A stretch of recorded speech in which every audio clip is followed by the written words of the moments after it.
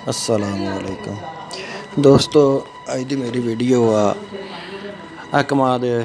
बिल्कुल डिग पिया सी ते बिल्कुल इदां लम्मा पै गया सी जिस तरह सुहागा उत्ते फेरिया हुंदा जमीन ते इस तरह ते इनू फिर इतों डिगण तो बाद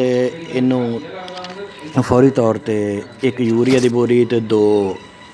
बोतलां कलोरी दियां खोरियां ते दोबारा कोबा गोडा मार के खड़ा हो गया। आ देखो माशाल्लाह ये कमाद गन्ना जिहड़ा आपदा तकरीबन फुल कर गया वा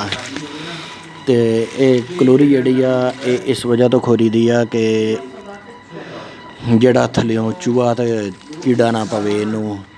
चूहा चावा पै जांदा ते फिर कमाद खराब बहुत करदा है चूहा जिहड़ा है ते न्योल।